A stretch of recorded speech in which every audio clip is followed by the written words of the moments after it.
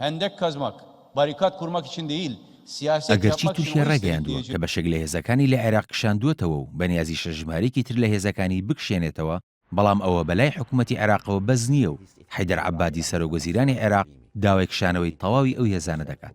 خالید عوبەیدی وەزیری بەرگری عێراق ڕێگەیاند کۆی ژمارەی سەربازەکانی تورکیا کە لە عێراق جێگیر کراون گەیشتووەتە 1550 سەرباز. بەڵام لە بەرامبەردا سەرچاوەکانی تورکیا دەڵێن ژماری سەربازەکان تەنها 600 سەربازن کە لە ناوچەکانی باشیک و بامەرنیە جێگیر کراون.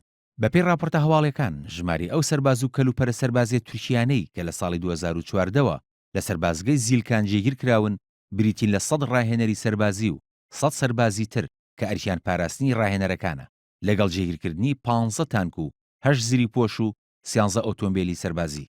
سەربازگەی زیلکان 42 کیلۆمەتر لە باکووری ڕۆژهەڵاتی شاری مووسڵ دوورە و ڕوبەرەکەی 20 کیلۆمەتر چوارگۆشەیە و لە ساڵی 2014دا لەلایەن ئەسیل نوجەیفی پارێزگاری پێشووی نێنەواوە بنیادراوە.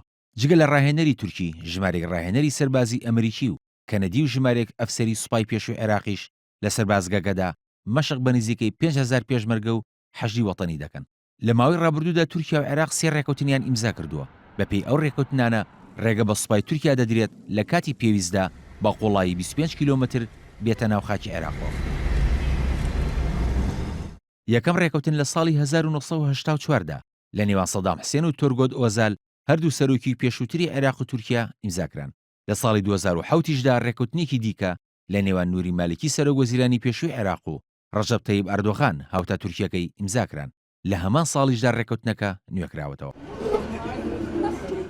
لە ئێستادا عێراق هەڕەشەی پچڕاندنی ئاڵوگۆڕە بازرگانیەکانی لەگەڵ تورکیادا دەکات کە ساڵانە بە نزیکەی 12 ملیار دۆلار مەزەندە دەکرێت.